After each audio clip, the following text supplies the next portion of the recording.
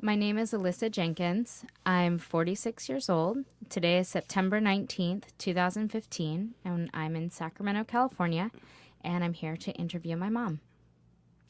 Hi, my name is Eileen Buxton.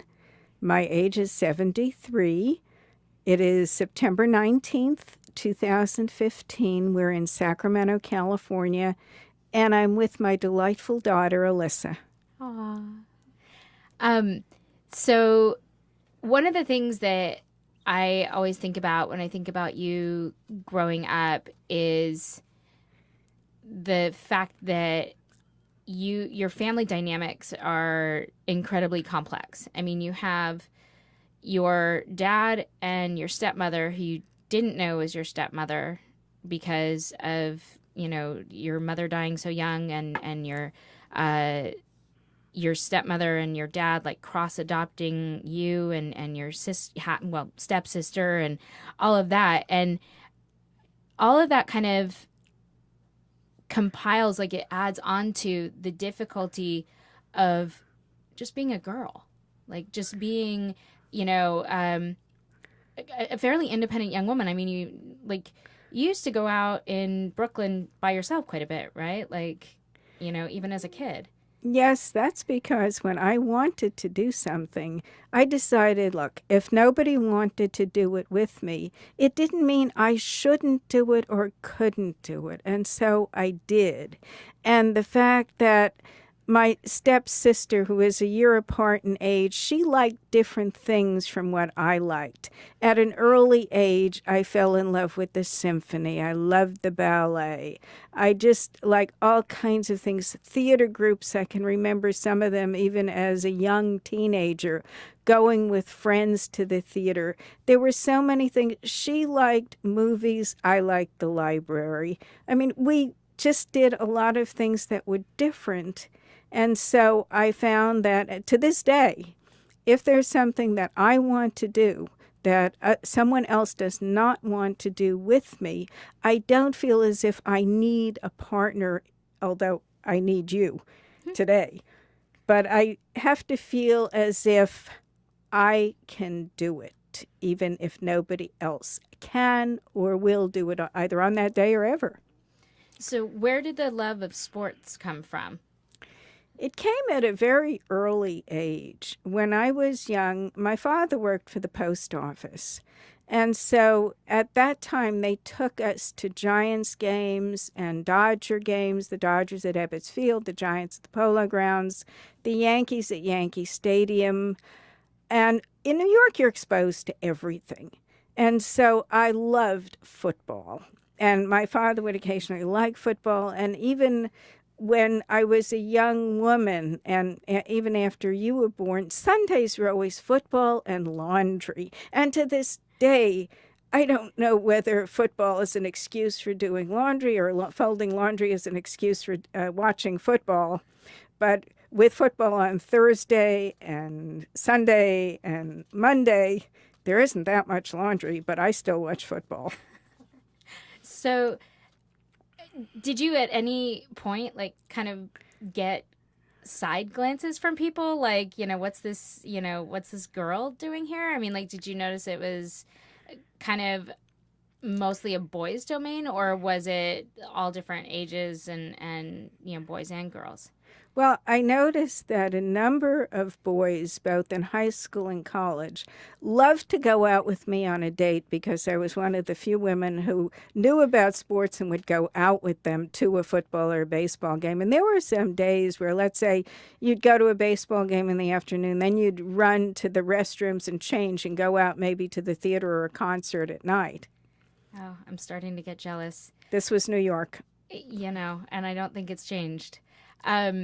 So then, as you got older and it was time to go away to college, except for that was not really allowed, right? Like, no, my stepmother, who happened to be a relatively controlling individual, she preferred to keep both me and my stepsister at home. And so we both went and graduated from Brooklyn College. And what sorts of things did you get involved with when you were in college? Oh, I was on the debating team, which thoroughly aggravated my stepmother because she didn't think a female should be on the debating team. After all, you had to travel all over the country, and there were very few females who were on debating teams anywhere. But my father was so proud of me, something I didn't even know until I went down to the post office one day to pick up a coat because he knew some manufacturers and the coat was there. And while they were waiting to get him from the back room, one of the employees told me how proud he was of me that I was a college debater. I was in tears. Oh, I bet. I bet, especially because there wasn't a lot of emotion, like, growing up, not a lot of hugs, not a lot of I love you, not a lot of let me go to all your games or, you know. It wasn't a touchy-feely situation. It just wasn't. So then when you got involved in debate, like, how did you meet my dad? At a debating tournament in Williamsburg, Virginia. And it's funny because I think I mentioned this before. We were comparing notes. We had been at a few different tournaments together. And I mentioned this one tournament where I was so impressed by the after-dinner speaker. I thought he was brilliant. I thought he was funny. I thought he was persuasive. Of course, he won first place also. And it turned out, since I was sitting in the back and didn't see him, it was your father who just lapped it right up. Oh, I bet. And so while he was from a suburb of Boston, Massachusetts, Lynn, and I was from Brooklyn, New York, it was something of a long-distance relationship. And then he went off to graduate school at the University of Pittsburgh, and it was a longer-distance relationship. And then we got married.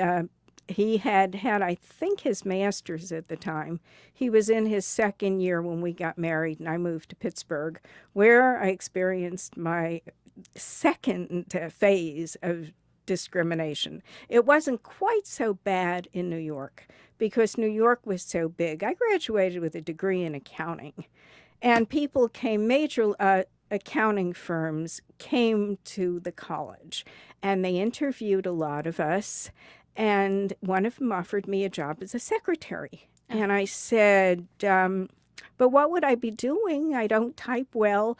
I don't know shorthand at all. He said, oh, you'd be doing accounting. And I said, well, would I get credit for the CPA exam because I had all the academic requirements? And he said, oh, no, you'd be a secretary. Well, in Pittsburgh, where I was trying to... It's just so gross. It's just so gross. It was. But as I say, Mad Men is not fiction. And so when I went to put your father through graduate school and tried to get a job as an accountant, I got the most creative responses. Not in writing, of course. Lady, are you calling for your husband? Sorry, we don't hire women. The best one, oh, we require you to do audits, but we require all of our female employees to wear high heels, and we can't let you get up on a ladder in high heels because it's dangerous, so we can't hire you. How did you respond to all this? How did you not freak out? I did. I wrote a letter to the editor, and he said, we've had letters like this before. It doesn't do any good. And employment agencies would not send you to any of these firms because they said, look, they don't hire women. I said, but that's against the law. It was the Civil Rights Act that passed. They said, it doesn't matter. They won't put it in writing, but they will find some excuse not to hire you. And so I started my employment career in Pittsburgh as a debate coach for a local girls' college down the street from where your father went to University of Pittsburgh. I was coaching at Mount Mercy College, a small Catholic girls' college, where the biggest thing, and they were awfully good debaters, both his and mine, where we had parties and trying to keep my girls away from his guys. And then, so Dad graduated, and then he got the offer to teach at Sac State. Yeah, so we decided, let's come out to the West Coast. We were a little tired of the snow. We had both been, well, he went away to college, but I had been living at home. So it was a nice opportunity to come out and see the West Coast, and we both stayed, and we both sent pictures back east during snowstorms of we drinking lemonade on the porch in shorts. Nice. Way to rub it in. So when Dad started at Sac State, it was fall of '67. right? Yes. So then where did you shift from accounting to law? Like how did that happen? Well, I used the accounting degree because I wanted to become a lawyer. And because my stepmother was so much of the opinion that women shouldn't be lawyers, that she said they would provide no financial assistance to me at all. And so I thought, well, if I have to do it on my own, once again, I will do it on my own. I will get a degree which will not require me to get a graduate degree and still be able to put myself through law school. But then when I met your father and we came out here, and we decided to start a family while we were still young enough to do it. And so the first thing we did was we got 2 dogs and a cat. Of course. And then a few months later, I became pregnant. And you were born in November of 1968. So then when did you decide, so which came first, applying to law school or getting pregnant? No, applying to law school, because the agreement that your father and I had was I would go to Pittsburgh and put him through graduate school, but as soon as he got his first job, which happened to be in Sacramento, and the first question I asked when we got the phone call to come out here was, do they have a law school that I could go to? And his former debate coach, who was teaching out here, said, yes, we have McGeorge School of Law. It's a very good one, and you can go at night. Going at night was really important to me because we wanted to have a baby, and we did have a baby. Thank you for that. And so we decided I would take care of her during the day. Of course, we didn't know it was a her at the time, but the baby during the day, and go to school at night. And then he would teach during the day, which his program was, and then he would be taking care of you at night. And that worked for a couple of years until he decided that freedom was not consistent with marriage. And so he decided he wanted to explore other avenues. And he didn't have any affairs while we were married. It wasn't anything like that. But he wanted to do exploratory searches in that realm, and that was not acceptable as far as a marriage is concerned. I always did think that, you know, knowing both my grandparents, you know, his parents, you know, growing up, he grew up in almost as an oppressive, at least emotionally oppressive household as you did. And so I kind of never really held it against him that marriage and a child were not really his thing for a certain, you know, for a little while, because he just, you know, when he finally had a career and he finally developed a sense of personhood and self-respect and all that, I could see him wanting to kind of go out and do the things that he had never done. But, you know, that must have been incredibly difficult. And by the way, I don't know that I've ever properly thanked you for never, ever, ever saying an unkind word about my dad. Like, never, you know, growing up, I see so many kids now where it's like each parent grabbed an arm and they're both pulling in opposite directions, and the kid is in the middle trying to figure out, how do I negotiate? When I go see mom, she talks poorly about dad. When I see dad, he talks about what a pain mom is. And you never did that. I have a memory of only one argument between the two of you, and it was over shoes, because I wanted these high heel, not high heel, but like platform sandals. And he thought I should be wearing waffle stompers, which are like these, you know, really the ugly shoes. Right? Yeah, I still think they're kind of ugly as sin. But like I try to imagine, you know, having had children now, I try to imagine what that must have been like to have a what I was like 3, and you're in the middle of law school, you have a 3-year-old, and I remember babysitters very vaguely, but it seems like there was no such thing as daycare. No, there wasn't. And the thing is that the reason I've never said a bad word about your dad is because your dad's a nice guy. He just happened to wanted to go in a different direction that I wanted to go in. And it wasn't as if he was having an affair with my best friend, which is what you hear, or he wasn't into anything that was terribly negative at the time. And so we're friends to this day. And what we decided, because we had a couple of good friends that got a really bitter divorce, and we decided we will never be like that. When we were dividing property, we put stack one what he wanted, stack two what I wanted, stack three we flipped coins for. And that's just the way we did it. And when I went to court to do our divorce, the judge virtually threw me out of court because he was saying, look, you can get a lot more than what you're settling for because your father and I had a settlement. And I said, look, the most important thing in our lives is our daughter. And we will not do anything to jeopardize our love for her or her love for both of us. And so we both contributed to your camera for your high school graduation, and we all walked you down the aisle for your wedding. And to this day, and Thanksgiving and other things, I've even been invited to Thanksgiving at his he'd been married over 20 years. 30, his wife's over 30 years wow, now. his wife's sister's house. And so there was no reason to be, I mean, yeah, it was tough at the time, but it helped. I was in law school. I was tutoring 3 people.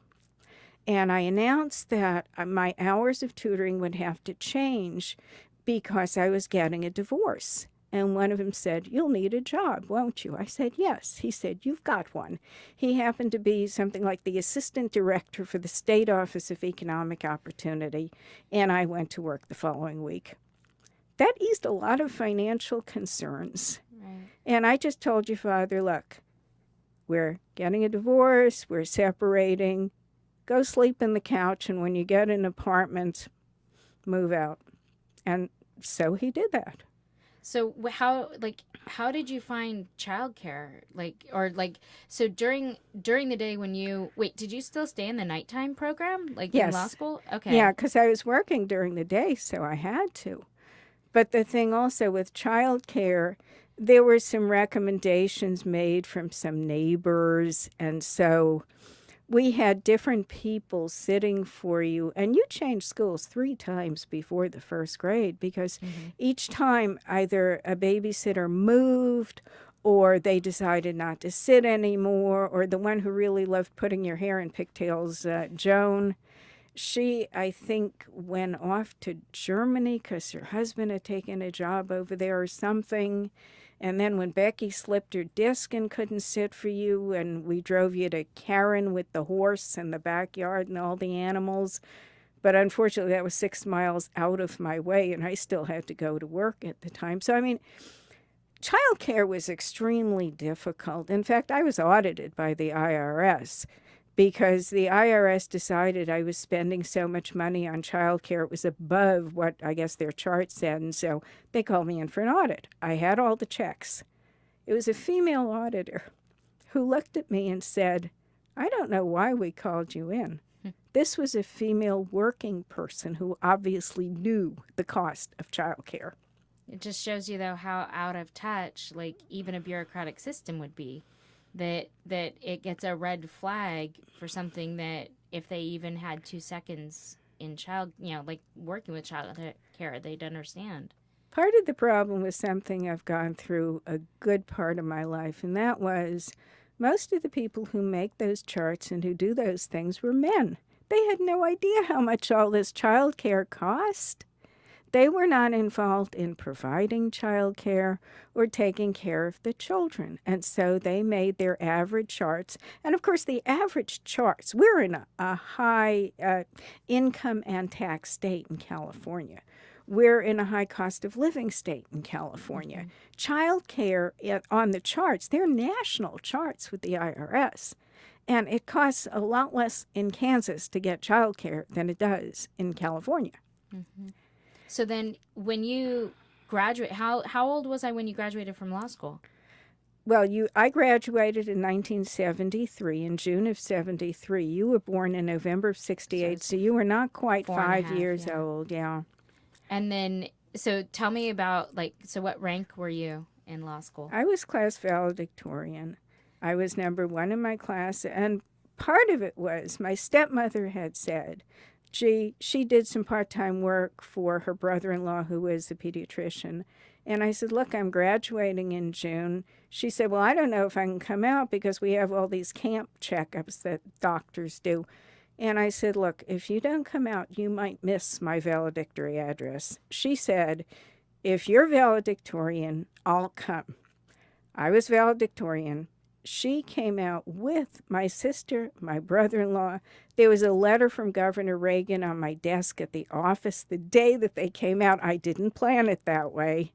And also they met who was then my professor, Anthony Kennedy, and now Justice Anthony Kennedy of the U.S. Supreme Court, who wanted a copy of my valedictory address, which I had not given the experience as a college debater. I never wrote it out. I just had notes. And I never totally agreed with Justice Kennedy on everything. I'd usually have 8 books at my desk to argue with him. Man was absolutely brilliant, absolutely brilliant. We could see it even then.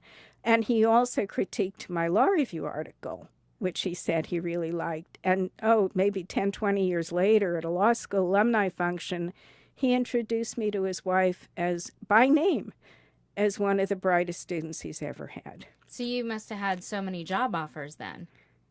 No. The reason being, I was a female. I was valedictorian. I carried off many honors and awards from the school. I was an associate editor of the Law Review. And yet I got responses like this. Well, gee, we love your credentials, but we can't let clients see you. You're a female. And then you hear from other firms, although they can't put it in writing, they simply say, well, maybe we could hire you to do some independent work to do research. But of course, we can't let clients see you, even with your blouses with the ties, which they had courses on how to behave in the courtroom for women. It was, one must be assertive but not aggressive. One must wear a skirted suit because pants would be too masculine. There were so many things. It was very, very difficult. I had one job offer, which I was really tempted to accept. It's just that unlike Sandra Day O'Connor, I could not work for free. Sandra Day O'Connor, of course, was on the U.S. Supreme Court. And she said when she first started looking for a job, she had to work for free to convince a county that she was worthy of working for them. And so I could not do that. I had a child to take care of. And it just was not compatible. I was driving an older car, which was threatening to fall apart. And I just didn't know what I was going to do. But I did do some independent work for varying law firms. And one progressive law firm, they couldn't afford to hire me. They offered me a job as an associate, which meant most of my income would be derived from cases and clients that I brought into the firm. Well, of course, most of the people I knew were law students. Right. So that wasn't going to work. And so I started working ultimately for the state of California because they had read my law review article. They looked at my credentials. There were only 4 women working for the agency at the time. And they hired me because my law review article was on California legislation. That's handy. And because the office was the Office of Legislative Counsel, which drafted legislation, it became very important that they had someone who at least had a passing knowledge of what legislation was. So they hired me. And then the first thing they asked me was what my designation was going to be. Would I be a Mrs. or a Miss? And I said, I want to be a Ms. And I was ridiculed because the designation MS was not widely used. And so they kept saying, what's a Ms.? What's a Ms.? And I said, look, I have a child. I was married. However, I am now single. So I am really not a Mrs. because I'm not married, and I'm not a Miss because I have a child. I said, I want to be a Ms. Well, they accepted that. And at the time, I was the 5th woman employed by them. I became a Ms. That was the first instance of, it wasn't just discrimination in trying to find a job. It was the way people treated you.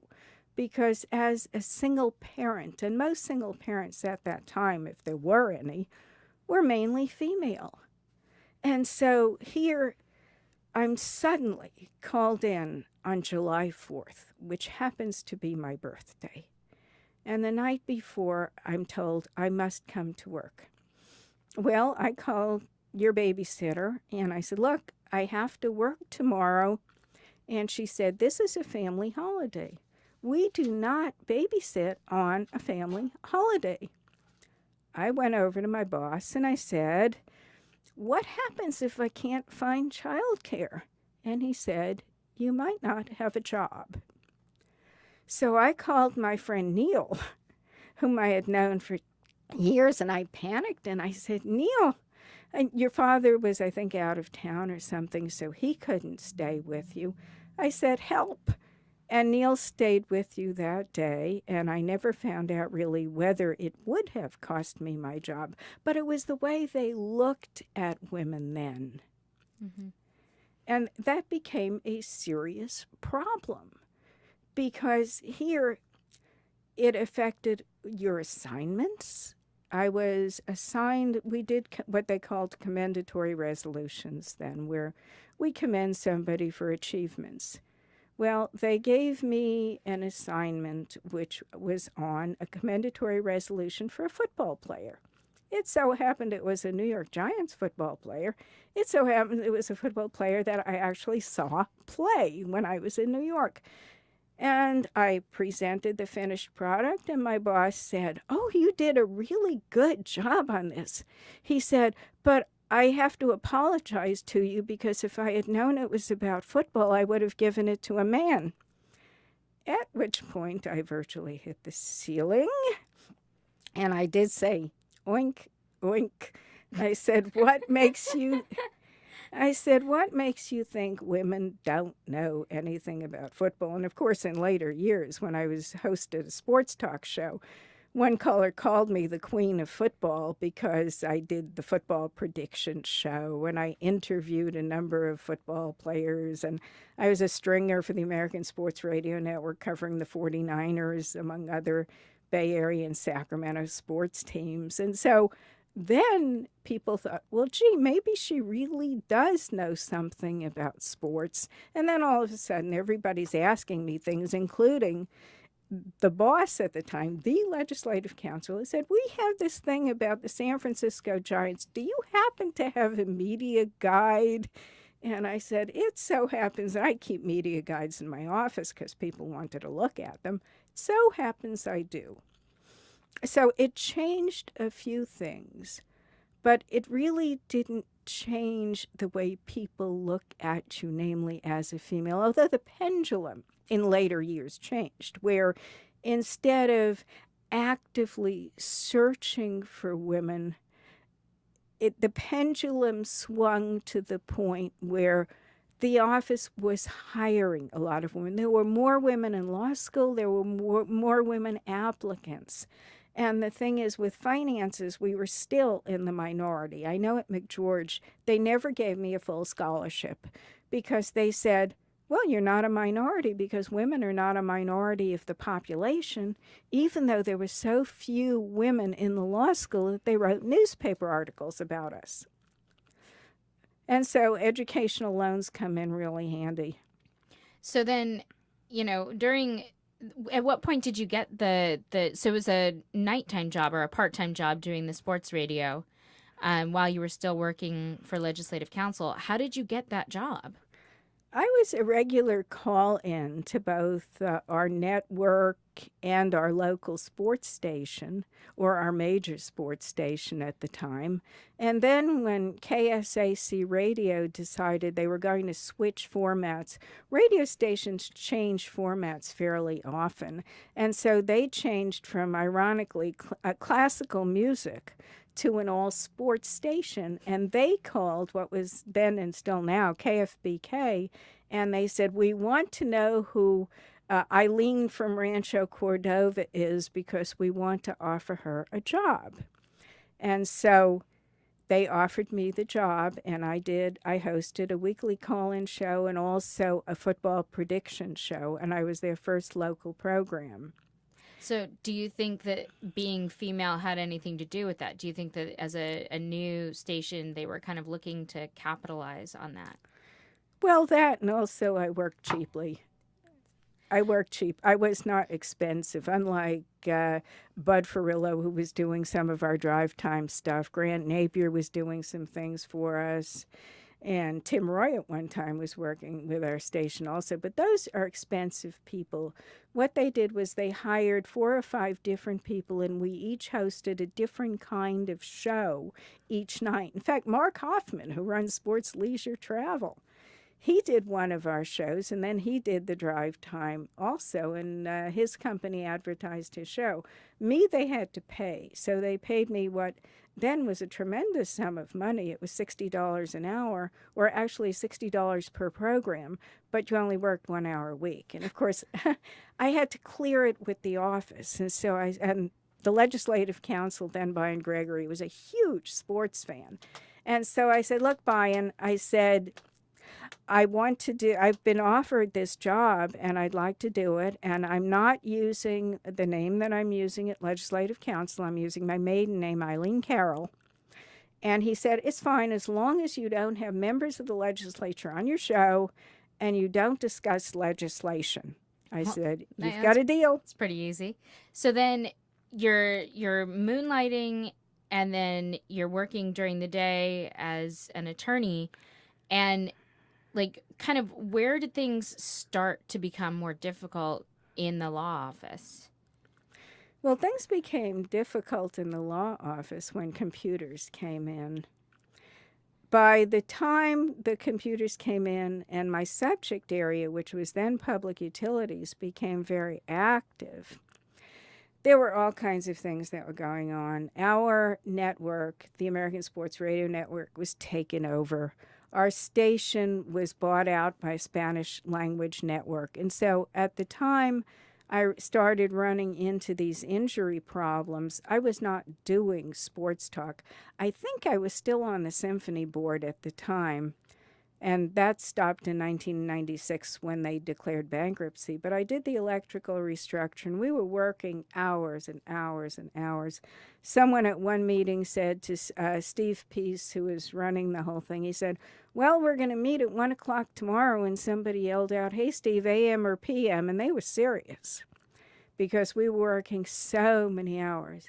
But the problem started with the advent of the computers. Our furniture was built-in furniture and not geared towards computers. In fact, when the computers came into the office, we had a whole room for our huge computer setup. And then we each got our individual desktops and the keyboards. And they asked us, they said, look, do you want your keyboard on top of the desk, or do you want us to put in a keyboard tray? And so I said, well, let's have a keyboard tray, because the desk was fairly high.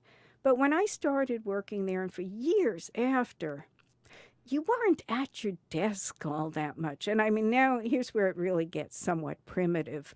What we used to do if we would amend legislation is we'd take the statute, which was in a huge, heavy book.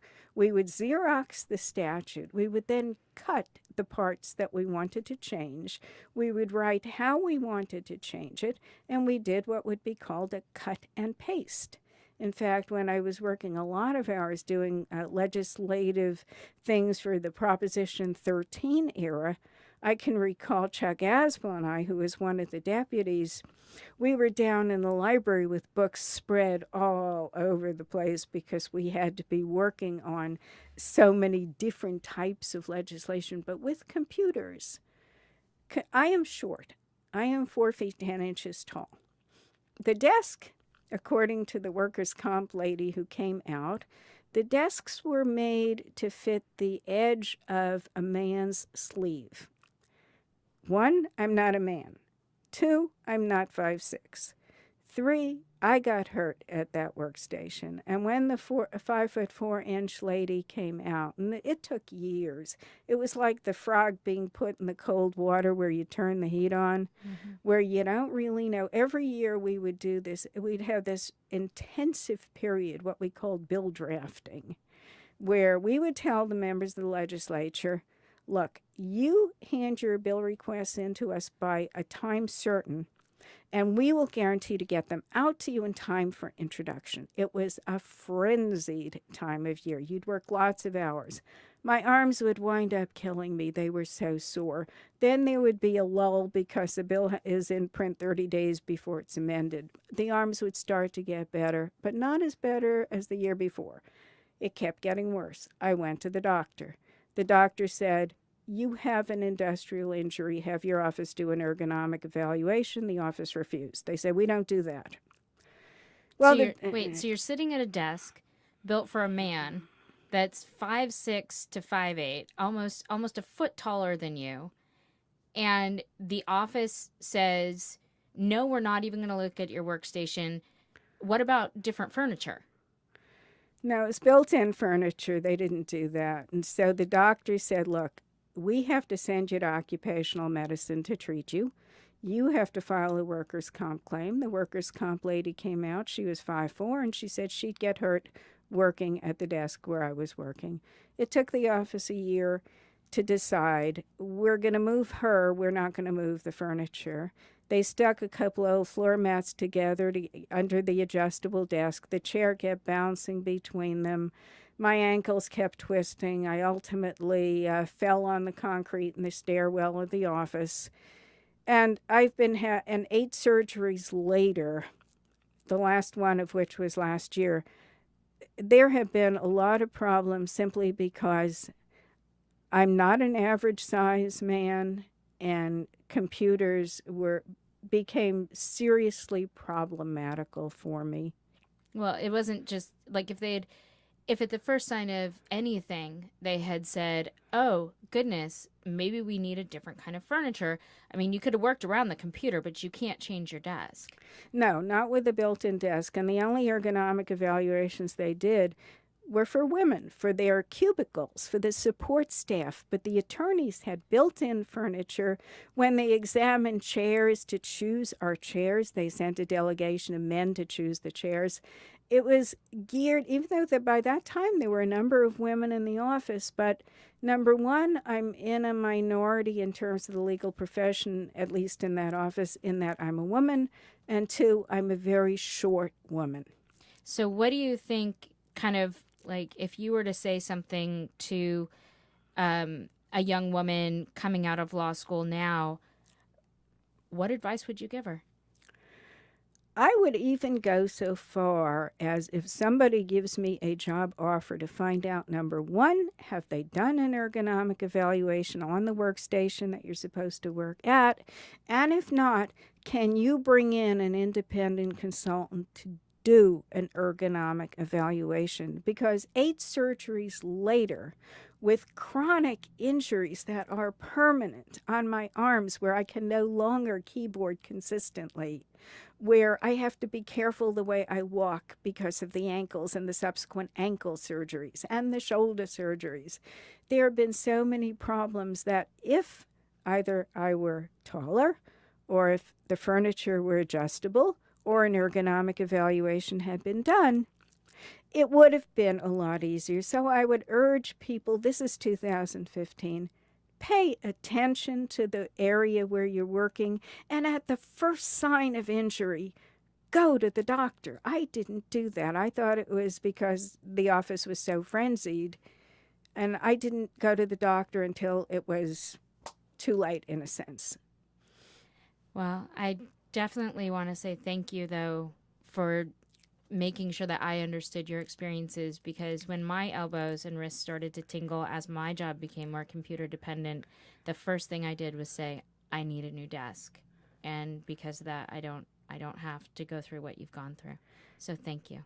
And I say thank you for being my daughter, for making me so proud of you, and also with your husband and your two children, my two grandchildren, Adam and David. I am so proud of all of you. And whatever I have gone through, producing you was one of the greatest moments in my life.